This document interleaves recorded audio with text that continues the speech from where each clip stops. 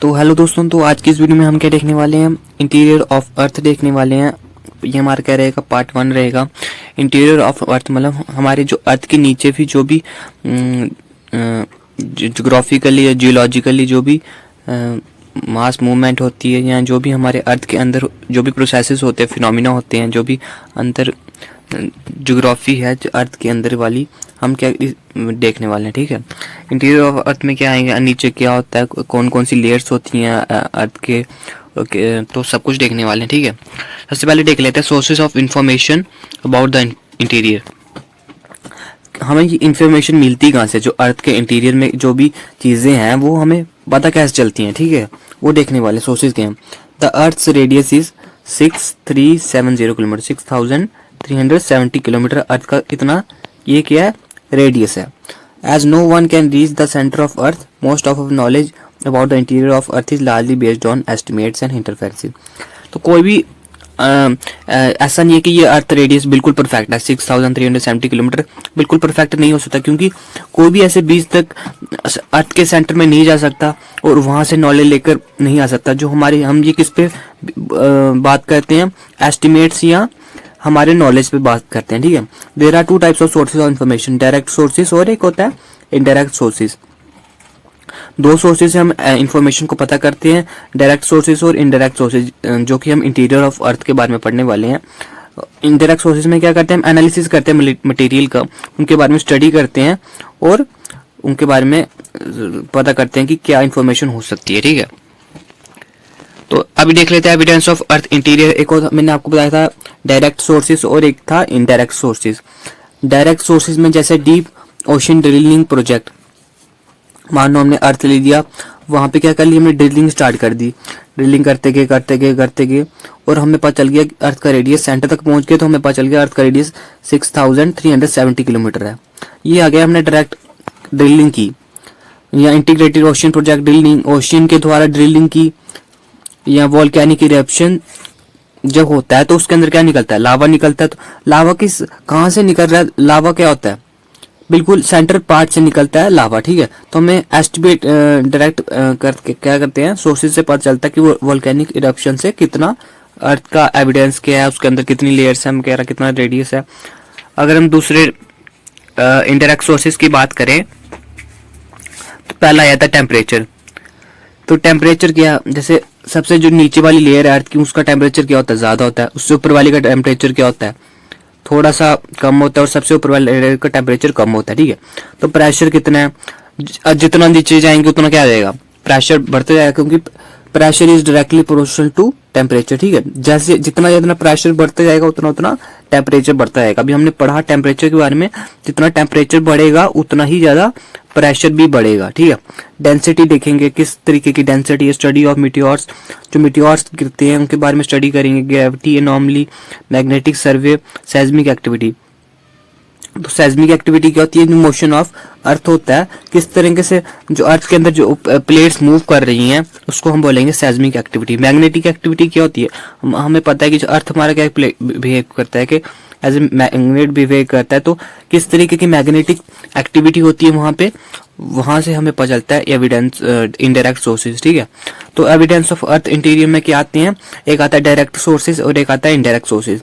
Direct sources में हम क्या करेंगे, डायरेक्टली अर्थ के इंटीरियर के बारे में स्टडी करेंगे, और इनडायरेक्ट सोर्सेज में हम इन वेरियस जो नॉलेजेस हैं, जैसे टेम्परेचर, प्रेशर, डेंसिटी, इनकी मदद से क्या करेंगे, अर्थ के इंटीरियर के बारे में पता करेंगे। ठीक है, तो अभी नेक्स्ट देख लेते हैं इनडायरेक्ट सोर्सेज के बारे में हम डिटेल में देखेंगे। ठीक है, we know that through the mining activity that the temperature and pressure increase with the increasing distance from the surface towards the interior in depth, deeper depths।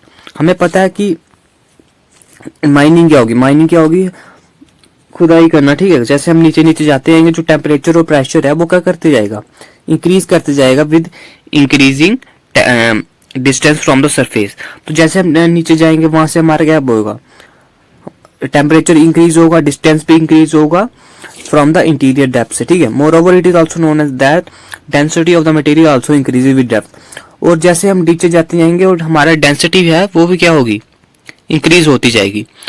नीचे जाएंगे तब भी डेंसिटी भी बढ़ेगी, प्रेशर भी बढ़ेगा और टेम्परेचर भी बढ़ेगा। ठीक है। Knowing that total thickness of earth, scientist have estimated that the value the temperature, pressure and density of material at different depths. तो हमें टोटल थिकनेस पता है अर्थ की, तो साइंटिस्ट ने एस्टिमेट किया कि अलग अलग जगह पे अलग अलग टेम्परेचर होगा अर्थ का, अलग अलग प्रेशर होगा, अलग अलग डेंसिटी होगी मटेरियल की, जो कि हम अर्थ के नीचे जैसे जाते जाएंगे, ठीक है। Another source of information are the meteors that at the times of reach the earth. एक और इंफॉर्मेशन मिलती है हमें मीटियोर से। मीटियोर्स क्या होते हैं, जो शूटिंग स्टार्स भी बोलते हैं, जो क्या करते हैं अर्थ में गिरते हैं, ठीक है। However, it may be noted that material that become available for analysis of meteor is not from the interior of the earth, but the material and the structure observed in the materials are similar to that of earth. हमें meteor से थोड़ी पता चलेगा कि अर्थ की density कितनी है, अर्थ का टेम्परेचर कितना है वगैरह। हमें मीटियोर से सिर्फ ये पता चलता है कि जो मीटियोर का स्ट्रक्चर है वही स्ट्रक्चर क्या होता है, अर्थ का होता है, और उसी तरीके से हम उसके बारे में स्टडी करते हैं। These are solid bodies developed out of material same as और सिमिलर टू अवर प्लैनेट। जो मीटियोर्स है उनके अंदर जो मटेरियल है जो सिमिलर है हमारे प्लैनेट से, ठीक है। इनडायरेक्ट सोर्सेज के बारे में हमने देख लिया, माइनिंग के वजह से, और हम मीटियोर की जो स्टडी है उनसे देखते हैं, और भी बड़े अलग अलग हमने सोर्सेज देखे, ठीक है। अब नेक्स्ट देख लेते हैं हम। The indirect sources include gravitation, magnetic field, seismic activity, ठीक है। तो और जो indirect sources थे उनके अंदर क्या आ जाता है, ग्रेविटेशन आ जाता है, मैग्नेटिक फील्ड और seismic activity। Gravitation force is not same at the different latitudes on the surface, it is greater near the poles and lesser near the equator, ठीक है। तो आपको पता ही होगा, जैसे हमारी जो अर्थ है, ठीक है, अर्थ मान लेते हैं, ठीक है। अर्थ में जो पोल्स होते हैं, पोल्स पे क्या होती है, जो ग्रेविटी होती है, ग्रेविटेशन वैल्यू, वो क्या होती है, अलग अलग होती है, और हमारे जो इक्वेटर होता है वहां पे क्या होती है, अलग वैल्यू होती है, ठीक है। तो उस वजह से भी क्या पता चलता है हमें कि जो हमारे अर्थ में जो मैटर प्रेजेंट है, जो भी है, तो वो भी क्या है, अलग अलग है। तो gravitation force is not same at the different latitudes on the earth, it is greater near the poles. Poles में जो ग्रेविटेशन फोर्स है वो ज्यादा होगी, और इक्वेटर में क्या होगी, कम होगी, ठीक है। Magnetic surveys also provide information about the distribution of magnetic field in the crystal portion and thus provide information about the distribution of materials in the part. Magnetic survey से हमें क्या पता चलता है कि अलग अलग इंफॉर्मेशन पता चलती है कि क्या क्या मैग्नेटिक मटेरियल हमारे अर्थ में प्रेजेंट है, और उनका क्या क्या पोर्शन है, क्या क्या उनका कंपोजिशन है, और कहाँ कहाँ पे कितने कितने मैग्नेटिक मटेरियल प्रेजेंट है, ठीक है। और सेismic एक्टिविटी से तो मैंने आपको बताया, सेismic एक्टिविटी क्या हो गई, is one of the most important source of information about the interior of earth. Interior of अर्थ के सबसे ज़्यादा इंपॉर्टेंट जो एक्टिविटी होती है वो सेismic एक्टिविटी होती है। जैसे जो अर्थक्वेक आता है, वो हम कैसे पता चलेंगे अर्थक्वेक आ रहा है, तो सिस्मोग्राफ से जो अर्थ के हम क्या करेंगे, सिस्मोग्राफ से अर्थ के मोशन को डिटेक्ट करते हैं, कितना मोशन हो रहा है, तो कितनी जो प्लेट्स हैं वो क्या कर रही हैं, टकरा रही हैं वगैरह, वो हम क्या देखेंगे, सिस्मोग्राफ से देखेंगे, सेismic एक्टिविटीज, ठीक है। तो अर्थ क्या रिलीज करती है, जब भी अर्थक्वेक आता है तो रिलीज करती है सेismic वेव्स, ठीक है। उन सेismic वेव्स को कौन मेजर करता है, सिस्मोग्राफ्स, ठीक है।